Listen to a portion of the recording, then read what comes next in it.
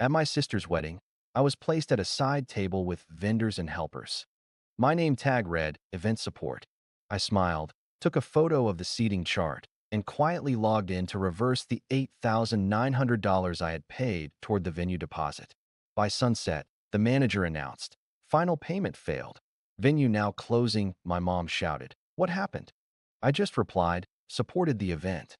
"The bride has not yet opened the envelope I left. She will not be ready." I stood there for a full 30 seconds, blinking at the glossy card stock like I'd misread it. But no, there it was, printed in all caps beside my name in sleek silver font. Event Support. Are you kidding me? I muttered under my breath, scanning the seating chart again, hoping, praying, this was some tasteless prank. Nope. Right there next to the DJ, florist, and two of the catering staff, there I was, the brother of the bride, a man who had contributed nearly $9,000 toward this wedding. And now, I was apparently part of the hired help.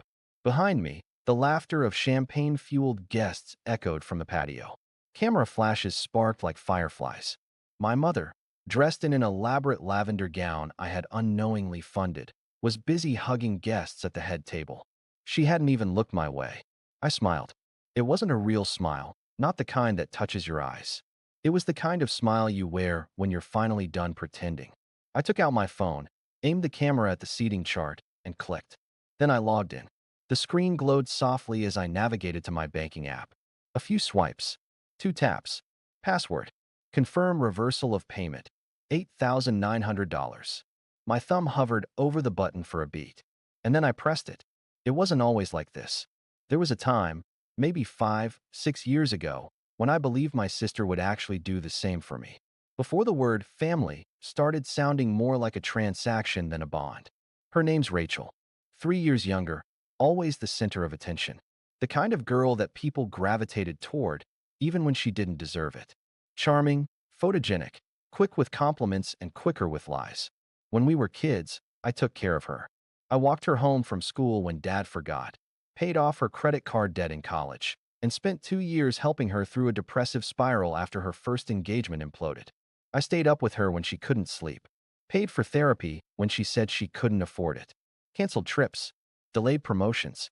So when she got engaged again, this time to a real estate agent with veneers and a laugh like a malfunctioning soda machine, I congratulated her, even though something in my gut twisted. I could already feel what was coming. The first request came soft. "Would you mind helping with the venue deposit? Just until we get our budget stabilized." I paid it. $8,900. The venue was gorgeous, I'll admit that. Lakefront property with white pillars and chandeliers that probably cost more than my car. "It's going to be a magical day," Rachel told me. "Thank you for making it possible." That was the last time she said thank you. After that, my role in the wedding planning morphed from supportive older brother to unpaid coordinator, driver, therapist, financial backer, and eventually, joke. They sent me a PDF called Roles and Responsibilities. My name was under Logistics and Budget. Her fiancé, Derek, nicknamed me the sponsor during a family brunch, like I was funding a charity case instead of enabling a wedding they couldn't afford. And my parents? Silent. My mom even laughed. "He's just joking, sweetheart. You know you're so helpful. We're lucky to have you." Then came the suit situation. I wasn't in the wedding party. Not the best man. Not even a groomsman. Just a guest. They didn't tell me directly. I found out through Rachel's Instagram story when she posted a boomerang of her bridesmaids and Derek's friends trying on tuxedos. I wasn't in the frame. When I asked, Rachel responded with, "You're not really part of that circle, you know." We wanted symmetry. I stared at my phone screen for what felt like forever. Symmetry. I was the one who paid for the venue. But sure, let's not mess up your bridal symmetry. Still, I showed up. I always do. Even when I'm uninvited, excluded, or demoted to helpful background character. I show up. Then came the final insult, the seating chart. A folding chair beside the dude who parked cars, and a cousin who handled lighting. Name tag, Event Support. And when I showed my mom, expecting at least some level of shock, she just said, "Well, you've been doing so much. Maybe it's just a misunderstanding." A misunderstanding. My phone buzzed. A message from Rachel. "Hey, can you make sure the vendor tips are in the envelopes? Derek's super stressed. You're the best." No please. No acknowledgement that I wasn't sitting with family. Just another task on the endless list. That's when the noise faded, like the world dimmed around me, and something in my chest shifted. I looked out over the lake. Guests clinking glasses, waiters shuffling trays. Rachel was spinning with her bridesmaids near the dance floor, radiant, unbothered, and absolutely clueless. Clueless about the payment I'd just reversed. The first sign something had gone wrong came at sunset. Guests were halfway through their overpriced plated dinners. Herb-crusted salmon and truffle mashed potatoes, if you were wondering, when the music cut off. The DJ paused mid-song, hands in the air like he was being arrested. All eyes turned toward the glass doors where the venue manager stood stiff and pale. "Ladies and gentlemen," he began, voice amplified through the system. "We regret to inform you that due to a failed payment transaction, the venue will be closing within the next 30 minutes. Silence. Not awkward silence. Not confused silence. Dead silence. Then chaos. "What do you mean? Failed transaction?" Rachel shrieked, hiking up her gown and storming over in her 6-inch heels. Derek followed like a stunned puppy, still chewing on his fillet. I didn't move. I sat quietly at my folding chair in the event support corner, watching the implosion I had sparked unfold in real time. The manager was trying to stay professional. "The final payment on your balance was declined. We attempted to reprocess, but the account was locked. Unfortunately, per policy, the event cannot continue under a delinquent contract." Rachel's voice cracked as she hissed, "We already paid the deposit weeks ago." He nodded. "Correct. It was paid from a business account under a different name. That account has since reversed the charge." That's when my mom screamed. "What happened?" I stood up, adjusted my cufflinks, and walked toward the crowd that had now encircled the conflict like spectators at a gladiator match. "Don't worry," I said, loud enough for everyone to hear. "I supported the event." Rachel turned, confused. "What does that mean? What are you talking about?" I pulled the envelope from my jacket pocket and handed it to her. Sealed. Untouched. Her name written in gold ink. "I came prepared for this moment," I said, looking her dead in the eye. "Inside that envelope is a full, itemized invoice. It lists the exact amount of money I paid toward this wedding, item by item. And the moment I was demoted to event support, I took back every dollar." She stared at me like she didn't understand the language I was speaking. Derek's mouth hung open. "I told you I'd help you build something beautiful," I said. "But you can't exclude the one who helped you build everything and expect it to stand." "You did this?" she whispered. Her voice was trembling, mascara already streaking. "You ruined my wedding?" "No," I said, voice calm. "Things changed the moment I was no longer seen as part of the family." Gasps rippled. One of the bridesmaids backed away like I was radioactive. Rachel was shaking. "You're my brother. And you," I snapped, "are the person who shoved me next to the DJ and called it gratitude." Derek stepped forward, raising his hands. "Let's just calm down." "No," I cut him off. "You don't get to mediate this. You found humor in moments where I felt excluded. When your fiancé called me her financial safety net, you think I didn't hear it?" He blinked. "That was a joke. I felt like a joke to you," I barked. "To both of you." Now the guests were frozen, watching, recording, and I didn't care. It seemed like my help was expected, not appreciated, I said to Rachel. I became someone whose support was taken for granted and expected me to smile through it. "You didn't even invite me to the rehearsal dinner. You sent me a Google Calendar link like I was your assistant." "You didn't say anything," she choked. "That's what you liked about me, right?" I laughed bitterly. Always quiet. Always available. Never in the spotlight. I was treated like a convenient resource, not a brother. Tears were running down her face now, but I didn't stop. "You made a choice. To ignore me. To make me feel invisible. To take without ever giving back. So I made a choice too." The venue manager tapped his mic again. 15 minutes remaining. Guests began to scatter, some grabbing purses, others still too stunned to move. Derek's father, a smug man who had bragged earlier about his investment portfolio, approached me, eyes narrowed. "This is classless. You could have handled this privately." "Oh, I did," I said coolly. "I handled it with receipts." Rachel was clutching the envelope now like it was a live grenade. She hadn't opened it yet. She wouldn't be ready for what was inside. Not just the numbers, but the list of every request she made, every payment I covered, every message she ignored. And at the end, a single sentence in bold. "Respect isn't free." Security began gently urging guests toward the exit. Waiters wheeled away unfinished plates. The DJ was unplugging cords. Rachel sank into a chair, veil slipping. Derek didn't say a word, just stood there, stunned, holding a half-empty champagne flute like a broken sword. My mother tried to speak again, but I held up a hand. I came here to support the event, I said. And I did. And then I walked out. I didn't look back. Not when I walked past the stunned wedding guests. Not when I passed the valet scrambling to organize cars for 100 people who suddenly needed to leave. Not even when my mother called my name one last time with that same cracked confusion in her voice she used when I stopped giving her money for emergencies. I got in my car, drove until I hit a gas station outside the city, parked, and sat in the lot for 20 minutes, staring blankly at the cracked dashboard and breathing like I'd just finished a marathon. Then I laughed, the kind of laugh that starts quiet and ragged and then keeps growing. I laughed until I was out of breath, until my vision blurred with tears I hadn't realized were there. Not from sadness. Not anymore. From release. For the first time in years, I was free. No more keeping the peace.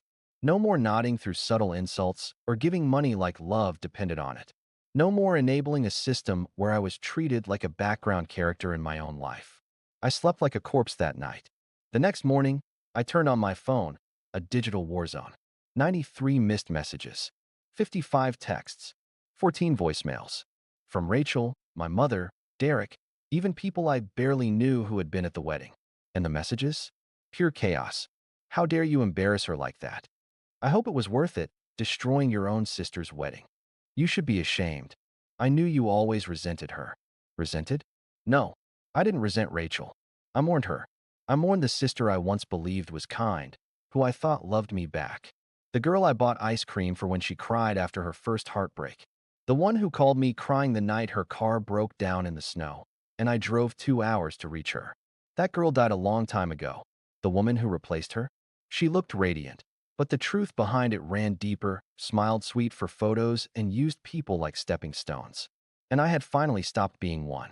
That afternoon, I got a knock on my door. It was my mother. She looked disheveled, pale, less angry than I expected, but more shaken. I just want to talk, she said quietly. No yelling. I didn't invite her in right away. I stood in the doorway for a moment, letting her feel the threshold she used to walk through without asking. Then I stepped aside. She sat on the couch like it burned her. She hasn't left her room, she said. Rachel. She shattered. Derek's talking about taking legal steps. Let me stop you, I said, my voice cold but even. You're here to make me feel guilty. But that well's dry. You're going to have to find a new source. She flinched. I'm not here to blame you, she said finally. I'm here because I don't know what just happened to our family. That's funny, I said, because I know exactly what happened. I stood up, walked to my desk, and pulled out a folder I'd prepared long ago. Not because I'd planned this, but because some part of me always knew the reckoning would come. Inside, receipts, emails, bank statements, screenshots of messages, a copy of the itemized invoice I gave Rachel, the one she never opened. I dropped it on the coffee table like evidence at a criminal trial. I gave your daughter $8,900 for her wedding. Not because I had to, because I believed I was helping my family. I pulled out a screenshot of a text Rachel sent to a mutual friend. He always gives in when I ask. She used emotional cues to influence my decisions, even in texts. My mom stared at it, unmoving. She planned the event support thing, I continued, to humiliate me, to put me in my place. You didn't know that, did you? No, she whispered. But you let it happen. You've always let it happen. Every time she disrespected me, ignored me, made jokes about me, you stayed silent. My mother blinked. Her hands trembled in her lap. She told me not to worry about it, she said. Said it was just for symmetry. Said you understood. I laughed again, bitter this time. She knew exactly what she was doing. And you backed her. Silence stretched. I never thought you'd actually pull out the payment, my mother said finally. You're always so dependable. I looked at her sharply. You mean reliable, no matter what. Another silence. And then she surprised me. I told her not to do it, she whispered. I told Rachel she was pushing you too far, that you'd break. My stomach dropped. She said you wouldn't. She said you were addicted to being the martyr, that you needed to be shown your place in the hierarchy. The words hit like a brick. I sat down slowly. She said that. My mom nodded. She learned that from somewhere. I said, quieter now. That kind of entitlement. And my mom didn't reply. Because she knew the answer. She stood slowly, walked to the door, then paused. She'll never forgive you, she said. I'm not waiting for her forgiveness, I replied. I'm celebrating my escape. After she left, I felt numb, not empty, just done. But the story didn't end there. 2 weeks later, I got a message from a number I didn't recognize. Hi, this is Leah. I used to be engaged to Derek. Can we talk? That name hit like a slap. Derek's ex, the one Rachel always mocked as unstable. The one whose name no one was allowed to say after the engagement. We met for coffee the next day. Leah brought a folder of her own. Messages, emails, photos, voice notes. She'd been quietly collecting proof for years. Rachel and Derek? They'd been seeing each other while he was still engaged to Leah. My sister had pretended to be Leah in emails, sent fake messages from burner accounts, planted evidence that made it look like Leah had been cheating, all to destroy her relationship and take her place. I thought I was crazy, Leah told me. But I wasn't. She puts herself first, even when it hurts others. And she doesn't care who she hurts. My blood ran cold. I wasn't the only one Rachel had exploited, but I might be the last. I took Leah's evidence, and I did what I hadn't planned on doing. I sent it to my parents. No explanation, no message, just truth. What they do with it now, that's their problem. As for me, I'm buying a one-way ticket. Somewhere quiet, peaceful, free. Because for the first time in my life, I'm choosing me. It's been 72 days. 72 days since Rachel's perfect Pinterest wedding collapsed like a stage prop in a windstorm. The videos went viral. Someone uploaded footage of the venue manager shutting the place down. Someone else captured my line. I supported the event. It's since become a meme. I've seen it on Reddit, TikTok, Twitter. Wow, someone made a t-shirt. Event support, powered by boundaries. I didn't ask for fame, but sometimes justice echoes louder when someone finally stops whispering. The family? Rachel went full ghost mode, deleted her socials, blocked me, of course, but also went on a mental reset sabbatical in Arizona. Paid for by whom? I don't know. Probably Derek. Or her mother-in-law who still thinks I should be institutionalized for causing a public collapse of sacred tradition. But Derek? Oh, he didn't vanish. He lawyered up, sent me a letter of intent to pursue civil restitution for damages incurred. I framed it. It hangs above my fireplace now. A trophy, because no lawsuit followed. They couldn't prove anything. The money I reversed? Mine. The contract with the venue? Paid with my name. My card. My terms. No fraud. Just a long overdue return to sender. You can't sue someone for taking back their dignity. My parents? That's where things got complicated. My mother tried for a while. Left voicemails with carefully curated sorrow. We're still family. Rachel's not well. Think about how this looks. But after I exposed the Leah Derek Rachel triangle, yeah, that little scandal reached them, too. The tone shifted. Especially after Uncle Martin, Dad's older brother, found out and ripped the family a new one over Thanksgiving. That was the final fracture.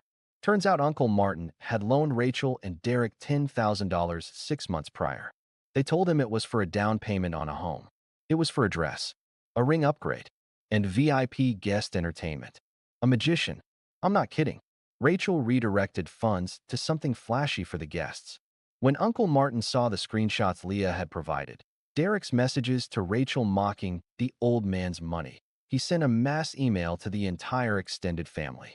Subject line: Uncle Martin sent a strongly worded family email exposing the financial misuse. We haven't had a family reunion since. Mom stopped calling. Dad stayed silent until 3 weeks ago. He showed up at my door, unannounced. Same stiff posture, same heavy coat, but something in his face was different. Not broken, but hollowed out. He asked to come in. I let him. He sat on my old recliner, the one I almost sold when things got tight, the one he used to fall asleep in during Sunday games, while I fixed dinner for everyone. I didn't come to make peace, he said. I came because I don't recognize my family anymore.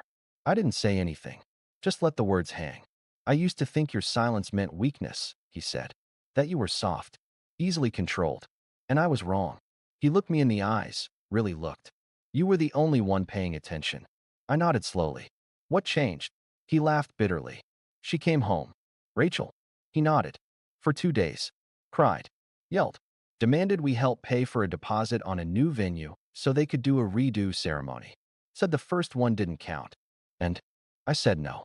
I raised my eyebrows. That must have been hard. It was, he admitted. But you know what was harder? I waited, looking at her and realizing she turned out just like me. And I see now I modeled behaviors I wish I hadn't. That silenced even me. She learned to expect others to make sacrifices for her comfort. I taught her that. I rewarded it. I realized too late that I'd rewarded behavior I now regret. He wiped his face, not crying, just emptying. You were the one we should have followed. And then he reached into his coat, pulled out a check, $8,900. Signed, dated, no memo. I know it doesn't fix anything, he said, but it's yours. That wedding, your generosity, it shouldn't have cost you anything. I stared at it. Burn it, I said. He blinked. What? Like I let go of the part that still waited for your approval. He didn't argue, didn't cry. He nodded, and he left. That night, I finally opened the envelope Rachel had returned. The original invoice, unopened, smeared with what might have been mascara or wine, or both. Inside, beneath the itemized list, was a final page I'd added last minute. One paragraph, bold font. Respect is not a favor. It's a minimum, and I will never again pay for proximity to people who treat me like a burden with a wallet. I folded it back, slid it into a new envelope, and mailed it to Leah. With a note, keep it. You earned this more than she ever did. As for me, I stayed gone, left the city, found a cabin by a lake, where mornings are quiet, the air is clean, and no one calls me for favors thinly veiled as obligations. I don't check social media much, but sometimes I see my meme resurface. Supported the event. It's funny. It started as a passive jab. Now it's become a flag. People write me. Strangers. They say things like, I left my toxic job and used your line as my resignation. Your story made me finally set boundaries with my family. I was event support for 10 years. No more. Turns out I wasn't alone. Turns out there are millions of us. The givers, the fixers, the emotionally extorted. We bleed for people who never thank us and call it love. And we think if we just do more, give more, shrink harder, maybe, they'll see us. But they never do. Until we stop playing the role they cast us in. I'm done being the background music to someone else's spotlight. I am not event support. I am the event. And if that scares people, good. Let them learn.